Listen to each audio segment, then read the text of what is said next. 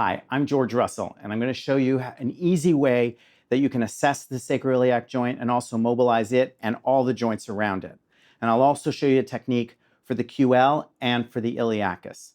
So if you want to work and check the motion of the sacroiliac joints, I palpate down until I come to the PSIS, which is a part of the ilium. You're going to just glide it away from the sacrum towards the greater trochanter. So you can get your hand back here onto the PSIS and just glide it towards the greater trochanter. So you'll be moving in this direction. If you have the heel of your hand on the PSIS, it'll give you a very good sense of whether there's motion at that joint.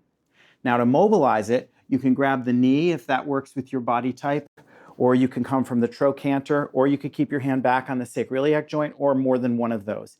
And you just glide back and forth. As with so many things, the assessment and the treatment are similar. Now, if you take their leg all the way back, you'll be really taking them to the end range of extension of the sacroiliac joint. And then when you go this way, you'll go all the way to the end range of flexion.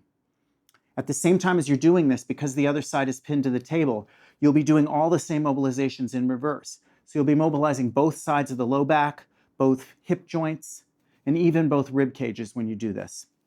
Now, if you want to come into the QL, it's so easy in this position. You can really feel the girth of the muscle.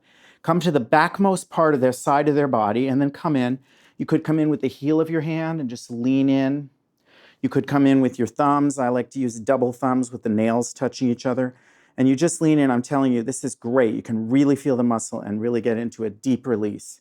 If you want to get to the iliacus, especially if the person has stored energy on their body or if they're pregnant, you're really going to want to get to the iliacus and the iliopsoas. The iliacus is easy to get to here. You find the front bone of their pelvis and you take your finger underneath it.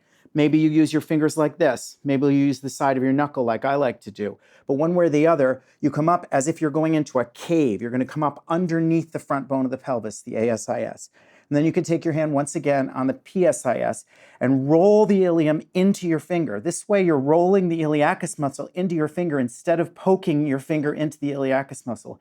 This is a wonderful release, and your pregnant clients in particular will really thank you.